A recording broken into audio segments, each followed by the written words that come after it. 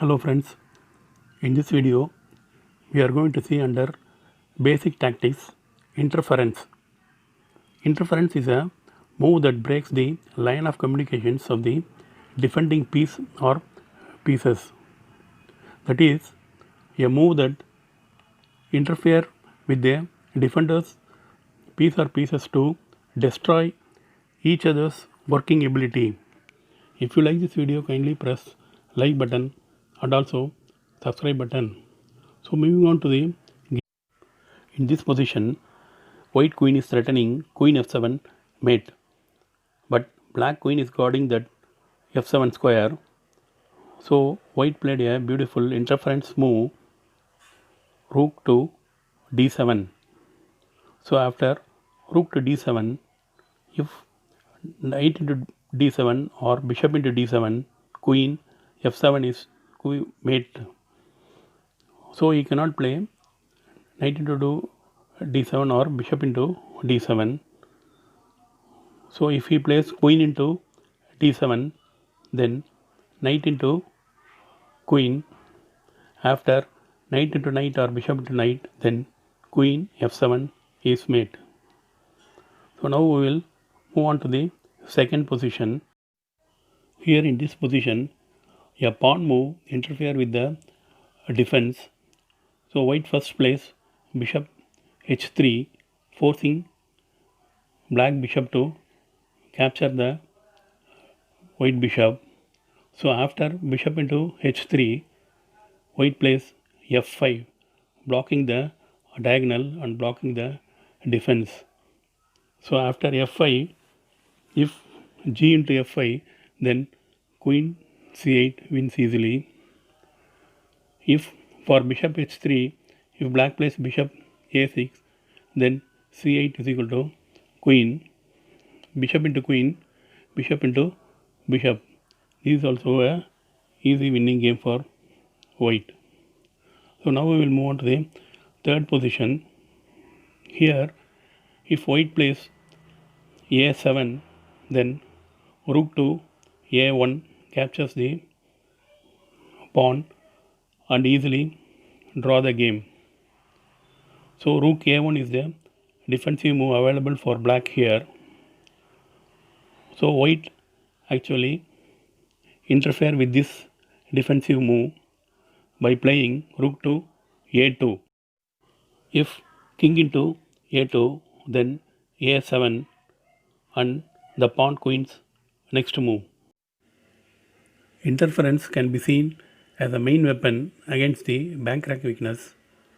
In this position, white threatens mate on the 8th rank and also the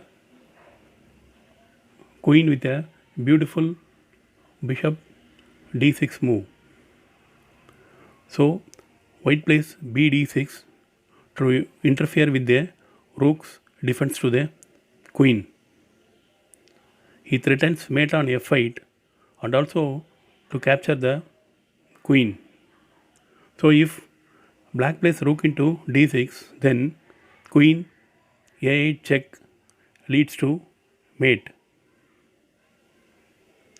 So if black plays after bishop d6, queen into queen, then rook f8 mates. Moving on to the next position, the following two positions are won by black.